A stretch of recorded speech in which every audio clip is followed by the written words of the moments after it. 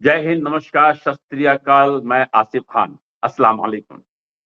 आज से हम एक नया शो शुरू करने जा रहे हैं संतोष भारती जी, जो सहाफ़त की दुनिया में एक बहुत बड़ा नाम है, बहुत बड़े जर्नलिस्ट हैं, बहुत बड़ी पकड़ है इनकी। तो आज हम इस देश में संसद पे जो आज बहस चल रही है सर, सबसे पहले तो लाउड इंडिया में आपका बहुत-बहुत स्वागत है और आज हम चलते हैं यहाँ से सीधा संसद। संसद में आजकल एक मुद्दा बहुत ज़्यादा गरमाया हुआ है वंदे मातरम का। जबकि चाइना हमारे देश के कुछ हिस्से में कब्जा करके और उसके नक्शे को अपने नक्शे में शामिल कर चुका है और हम इस बात की बहस कर रहे हैं कि वंदे मातरम पढ़ना ज़रूरी है। हम आपकी राय जानना चाहेंगे। देखिए, 2 सवाल आपने एक साथ पूछ लिए। तो मैं चाइना से शुरू करता हूँ, फिर वंदे मातरम पे आता हूँ। जी सर। चीन के साथ हमारे बड़े अजीब से रिश्ते हैं। जैसे चीन के साथ हमारा व्यापार का बहुत बड़ा रिश्ता है। हमने व्यापार उनके साथ बंद नहीं किया और हमारे साथ उनका व्यापार साल दर साल बढ़ता ही चला गया है। हमारी यहाँ की जितनी कॉटेज इंडस्ट्री हैं, उनको सारा माल सप्लाई चीन से होता है। यहाँ तक कि हमारे यहाँ अंडे हैं, हमारे यहाँ चावल है, हमारे यहाँ सब्जियाँ हैं, ये सब चीन से आ रही हैं। बाकी सामान तो आ ही रहा है, इलेक्ट्रॉनिक्स का 80% मार्केट चीन के हाथ में है, जो हमारे यहाँ आ रहा है। जापान से और कोरिया से बहुत कम आ रहा है। तो चाइना का हमारी ज़िंदगी में बहुत दखल है, जहाँ तक हम बिज़नेस की बात कर रहे हैं।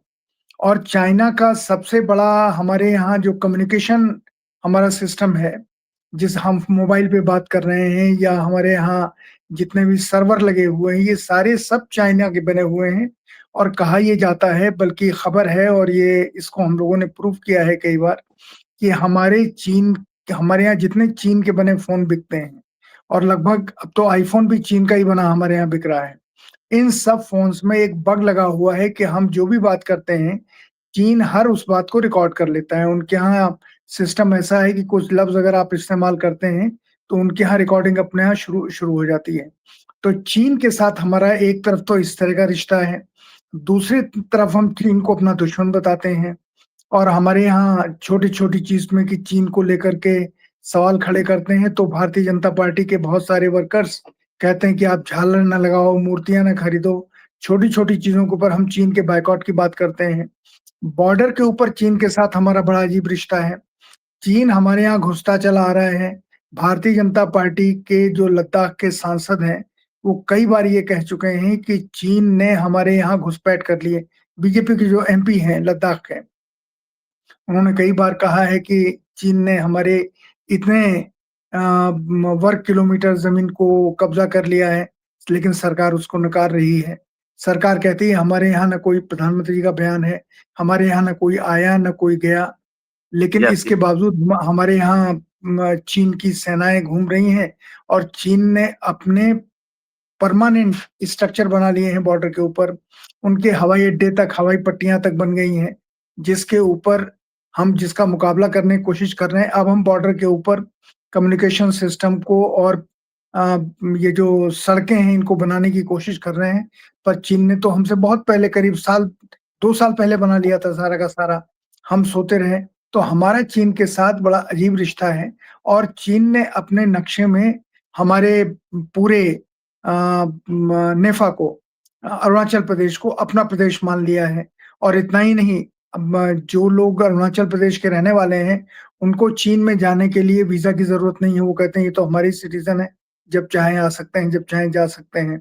अभी एक किस्सा भी हुआ है कि एक लड़की को उन्होंने पकड़ लिया जो लंदन में थी, अरुणाचल प्रदेश की, और उससे कहा कि तुम इंडियन पासपोर्ट लिए हुए हो, तो हम तुमको अरेस्ट कर लेंगे। उसके ऊपर हाय तौबा हुई, शोर-शराबा हुआ, तो उसको छोड़ा उन्होंने।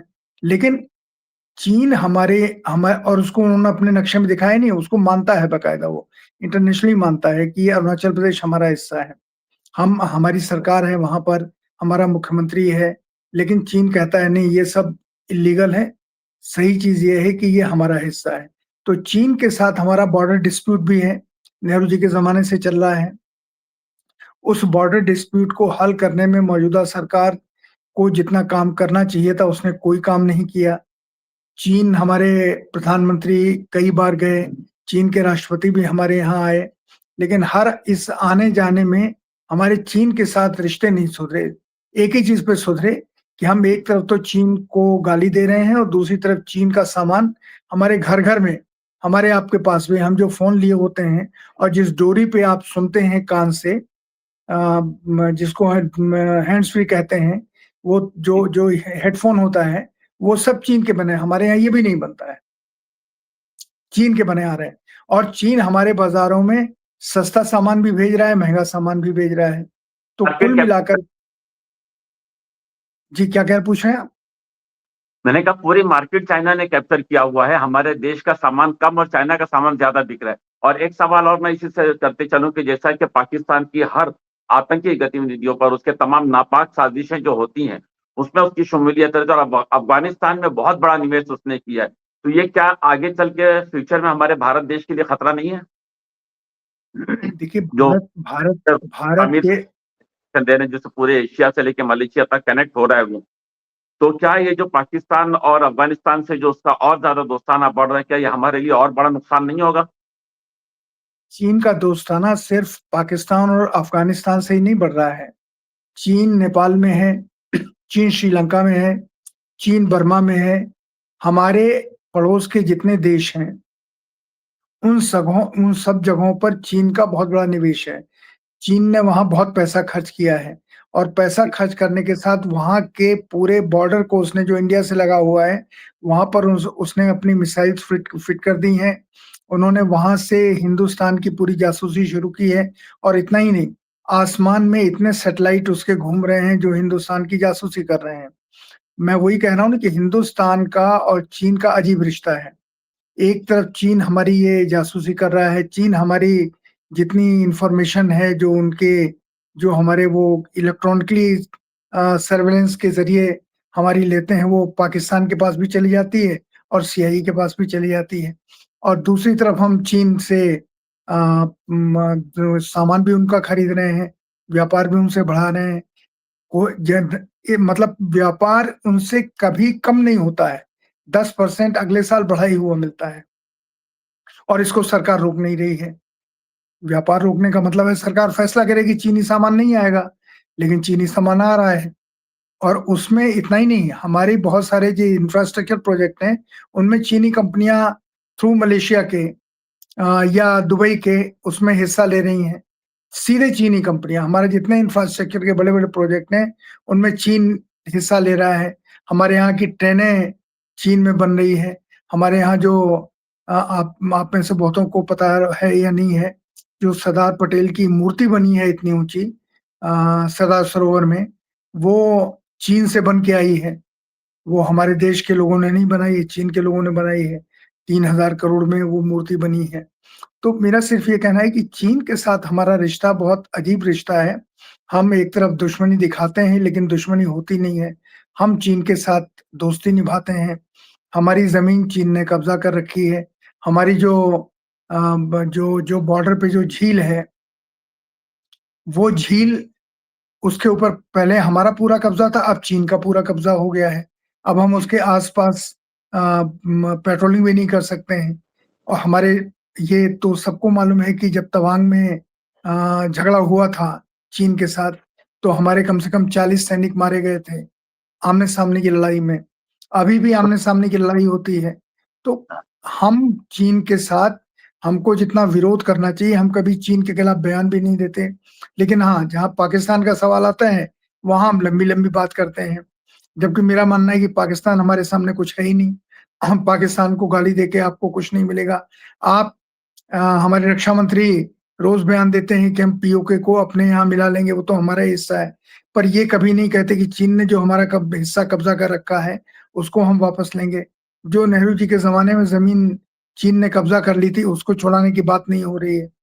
उस समय तो हम एक लड़ाई में उस समय हमारे पास सेना मज़बूत नहीं थी, हम हारे थे सन 62 में। चीन के पास बहुत सारी ज़मीन रह गई थी। उसके बाद की सरकारों ने और ख़ासकर पिछले 10 सालों में मोदी जी जब से हैं, उसको वापस लेने की कोई योजना बनी ही नहीं, हमने कहीं सुना ही नहीं। तो कुल मिला के जो आपने चीन का सवाल पूछा है, चीन ये हमारे आस-पास के सारे देशों में है, सारे सं मुल्कों के ज़रिए उसने हमको घेर रखा है और चीन ने हमारी ज़मीन भी कब्ज़ा कर रखी है और चीन के साथ हम लड़ भी नहीं पा रहे हैं, हम यहाँ तक कि बयान भी नहीं दे पा रहे हैं। जी। तो ये जो संसद में बहस क्या इस मुद्दे पर नहीं होनी चाहिए? कोई कहने को देखिए तैयार नहीं है, जिक्र करने को तैयार नहीं है, इस मौजू पर कोई आने को तैयार नहीं है। एक खौफ सा बैठा के ज़हनों के अंदर, जो स्पेशली गोदी मीडिया कहा जाता है, फिर भी सोशल मीडिया जब से एक्टिव है तो बहुत सी चीज़ें लोगों तक पहुँच रही है। तो क्या ये चर्चा का विषय नहीं होना चाहिए, बनिस्बत इसके कि हम वंदे मातरम पर एक-दूसरे से दस्ते गिरेबा हों? देखिए, संसद में तो बहस होनी चाहिए, लेकिन संसद की भी इस समय बहुत ही अजीब हालत में स्थिति है। संसद में बुनियादी सवालों के ऊपर बहस नहीं होती है। संसद में सरकार का इंटरेस्ट ये होता है कि उन सवालों के ऊपर बहस हो या चर्चा हो, जिन सवालों का हिंदुस्तान के लोगों की ज़िंदगी से कोई रिश्ता नहीं है।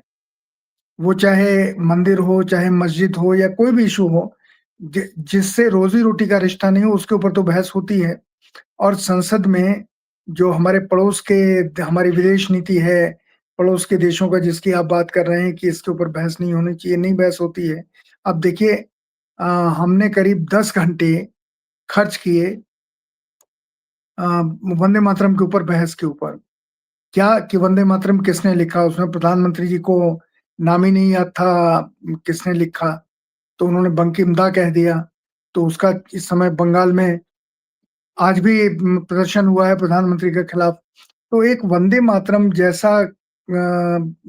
जैसा राष्ट्रगान जो कि खुद जिसके जो आज़ादी के आंदोलन में जिसने बहुत बड़ा रोल प्ले किया और उसको हिंदू, मुसलमान सबने गाया और उसको गाते हुए एक गोलियाँ भी खाई और लाठियाँ भी खाई। लेकिन उसके ऊपर आज क्यों बहस हो रही है? क्योंकि बंगाल में चुनाव आने वाले हैं। अभी रा इस गीत के ऊपर बहस का कोई मतलब नहीं था। लेकिन आपने कह दिया कि रवींद्रनाथ टैगोर ने इसके बारे में उस समय के जितने लोग हैं, उन सब लोगों ने बातचीत की थी, इसके बारे में प्रस्ताव रखा था कि राष्ट्रगीत क्या होगा, राष्ट्रगान क्या होगा। तो वंदे मातरम को लेकर के जो बहस हो रही है, बहुत सारे लोगों ने कहा कि 1 मिनट के ऊपर 10 लाख रुपए का 2 लाख रुपए का खर्चा संसद में होता है। संसद की कार्रवाई जब चलती है, तो 1 मिनट में 2 लाख रुपए खर्च होते हैं। तो उन्होंने हिसाब लगाया और ये मुंबई के ही हमारे म्यूज़िक डायरेक्टर हैं विशाल ददलानी ने की बड़ी तारीफ़ हो रही है कि उन्होंने हिम्मत के साथ ये कहा कि 1 घंटे में 1 मिनट में अगर 2 लाख रुपए खर्च होते हैं तो 18 घंटे में या 10 घंटे की बहस में कितना पैसा खर्च हुआ होगा। और उनका कहना है कि इस बहस से ऐसा लगता है कि हमारी सारी प्रॉब्लम हल हो गई, हमारे रोज़गार का मसला हल हो गया, हर चीज़ हल हो गई। तो और विशाल ददलानी की मैं तारीफ़ करूँगा कि उसने एक हिम्मत दिखाई। एक ऐसा आदमी जो फ़िल्मी दुनिया से रिश्ता रखता है, उसने देश के सवाल के ऊपर बात की, लेकिन इस सवाल के ऊपर अमिताभ बच्चन ने या अनुपम खेर जैसे किसी आदमी ने कोई बात नहीं की। जो और आज जब पेट्रोल और डीज़ल का भाव ये है, यही अमिताभ बच्चन और यही शिल्पा शेट्टी और यही अनुपम खेर कहते थे कि हमारा देश कहाँ जा रहा है, इतना पैसा इतना प्राइस बढ़ गया पेट्रोल का और रुपए का जो जिस तरीके से डॉलर के संदर्भ में मतलब ये दिमागी दिवालियापन है। एक वो मनोज क्या नाम उसका ये जो एमपी हैं दिल्ली से बिहार से, तो वो सज्जन कहते हैं कि डॉलर से क्या मतलब हम तो रुपए में सामान खरीदते हैं। तो एकदम ये पॉलिटिकली इलिटरेट लोग संसद में बैठ गए और ज़ाहिर है कि आप उन लोगों को जब संसद में भेजेंगे या लोग चुनेंगे, जिनका समाज के किसी इश्यू से, समाज के किसी समस्या से कभी कोई वास्ता नहीं रहा, कोई रिश्ता नहीं रहा, तो ऐसे ही लोग आएँगे तो इस उस संसद में बहस होगी क्यों? उस संसद में तो उन सवालों के ऊपर बहस होगी जिन सवालों का लोगों की ज़िंदगी से कोई रिश्ता ही नहीं है। एक बात ज़हन में आती है, बात माज़रत चाहता हूँ, मैं आपको कता कर रहा हूँ। एक बात ज़हन में आती है, जब अंग्रेज़ों के खिलाफ हम लोगों ने आज़ादी का परचम लहराने की ज़िम्मेदारी उठाई, तो किसी ने लाल सलाम का लक़ब दिया, किसी ने इन्क़िलाब ज़िंदाबाद कहा, किसी ने भारत छोड़ो का नारा दिया, किसी ने सारे जहाँ से अच्छा हिंदुस्तान हमारा कहा। लेकिन बात आकर सिर्फ़ वंदे मातरम पर ठहर गई। हम अपने वफ़ादारी का पैमाना सिर्फ़ एक राष्ट्रगान से कैसे अंदाज़ा लगा सकते हैं किसी की मोहब्बत का? क्या हम एक राष्ट्रगान से सर्टिफिकेट बाँट सकते हैं कि यही कहेंगे तो ये भारत के वफ़ादार हैं? और मैं बहुत ज़्यादा आपका वक़्त नहीं दूँगा, मेरे ज़हन में एक सवाल और आता है कि सियासत पर बहुत पहले से पैनिक नज़र आपकी रही है और आज की सियासत पर और पहले की सियासत पे जो अंतर है, हम वो जानना चाहेंगे आपसे। देखिए, सियासत बदली है, जिस तरह से सोसाइटी बदली है, वैसे-वैसे सियासत भी बदली है। अब पहले लोग देश को, मुल्क को सबसे अहमियत देते थे। अब मुल्क को अहमियत नहीं देते हैं, अपनी पार्टी को अहमियत देते हैं। पहले जो लोग थे, चाहे वो अटल बिहारी वाजपेयी रहे हों, अब या जो कांग्रेस की इंदिरा गांधी थी, प्रधानमंत्री थी, जितने भी लोग पहले थे, ये लोग देश को, या आडवाणी जी अभी ज़िंदा हैं, ये जितने लोग थे, ये देश के सवालों को ज़्यादा तरजीह देते थे। आज तरजीह नहीं देते हैं, आज अपनी पार्टी के सवालों को तरजीह देते हैं। और अभी आपने जो एक सवाल किया, मुझे लगता है आपने मुस्लिम सोसाइटी से रिलेटेड ये सवाल है कि हम अपनी वफ़ादारी को क्या एक गीत गा कर के साबित कर सकते हैं? मेरा मानना है कि इस समय देश में सबसे समझदार अगर कोई कौम है, तो इस समय मुसलमान है जो कि खामोश बैठे हुए हैं और किसी चीज़ के ऊपर कोई रिएक्ट नहीं कर रहे हैं। अब हालत ये हो गई है कि हिंदुस्तान में जो हिंदू धर्म को मानने वाले लोग हैं, अब ज जिस जिस मज़हब से मैं भी आता हूँ, हम सब लोगों ने अब आरएसएस ने कहना शुरू किया है कि हमें जो नया संविधान बनाना चाहिए, इस संविधान को खत्म करके नया संविधान बनाना चाहिए और वो मनुस्मृति के ऊपर होना चाहिए। मनुस्मृति का मतलब ब्राह्मण, क्षत्रिय, वैश्य, शूद्र जो उन्होंने कहा था, उस आधार पर संविधान बनना चाहिए और उसी आधार पर क्लासिफिकेशन होना चाहिए। जबकि जो हमारा संविधान है, जो आइन है जिसकी बात हम कर रहे हैं, जो बाबा साहब अम्बेडकर ने बनाया, जो हिंदुस्तान में इस समय लागू है, वो कहता है कि हिंदुस्तान में सब बराबर हैं। ना कोई छोटा है, ना बड़ा, हर एक का एक वोट है। वो ये कह रहे हैं, तो वो कह रहे हैं कि मनुस्मृति के हिसाब से कहो। अब उसमें थोड़े दिनों में हो ये रहा है कि पहले ब्राह्मण बड़ा होता था, क्षत्रिय बड़ा होता था और अब व्यापारी वर्ग उसमें शामिल हो गया है। लेकिन नीचे के जो लोग हैं, जिनको हम पिछड़ा कहते हैं या दलित कहते हैं, उनके ऊपर ज़ुल्म हो रहा है। ज़ुल्म मुसलमानों के ऊपर भी हो रहा है, लेकिन मुसलमान खामोश ज़ब्त किए बैठे हैं। ये सोसाइटी की जो कॉन्ट्रडिक्शन है, ये कॉन्ट्रडिक्शन इकोनॉमिक कॉन्ट्रडिक्शंस के साथ जुड़ कर के इस देश के लोगों को बहुत परेशान किए हुए हैं।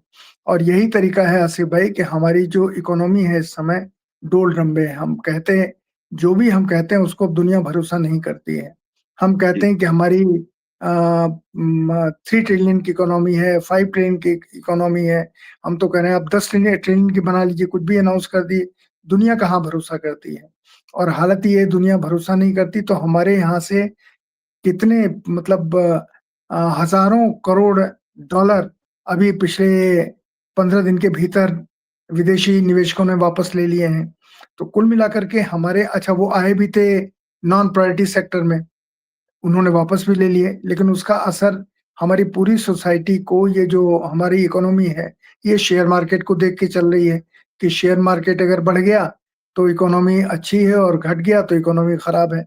लेकिन जो इकोनॉमी का जो सबसे बड़ा सवाल है कि आसिफ साहब, 80 करोड़ लोगों को हम खाना दे रहे हैं, देना पड़ रहा है। राशन दे रहे हैं, 80 करीब करोड़ लोगों को दे रहे हैं।